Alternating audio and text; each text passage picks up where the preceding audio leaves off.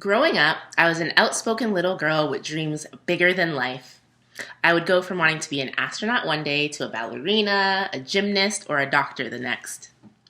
My dad would laugh as my mind would seemingly change with the wind, but the reality was my mind had been made. I decided from a young age that I could do or be whatever the hell I wanted to. My inspired mind and creative spirit allowed me to find beauty in anything, any place, or anyone.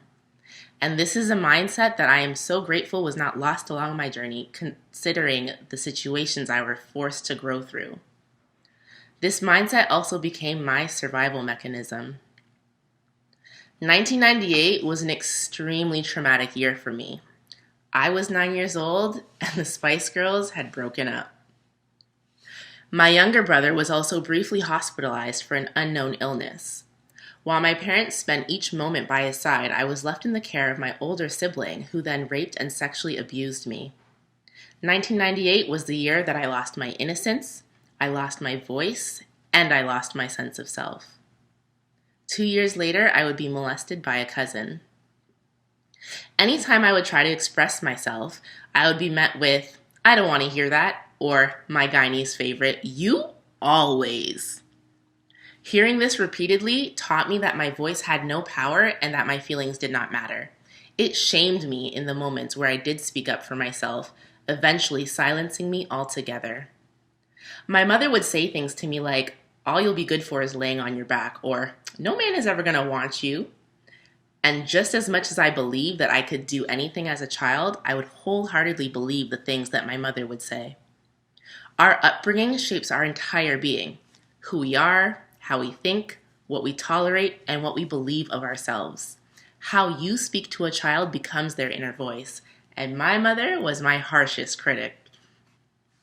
My experiences within my family dynamic and all the emotions that came with it, the shame, the guilt, the extremely low self-worth, and the need for external validation were all internalized and suppressed, holding me back as a prisoner in my own life for years, until now.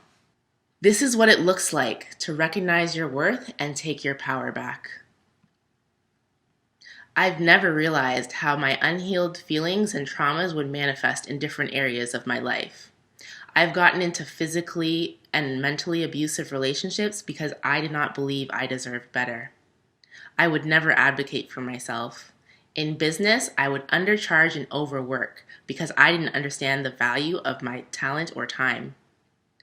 I know what self-worth is because I've lived what self-worth isn't. My self-worth was restored after I restored myself. In 2018, I closed my business to focus on my healing. By directing my energy inwards and giving myself the love that I so freely gave to others, I built myself back up.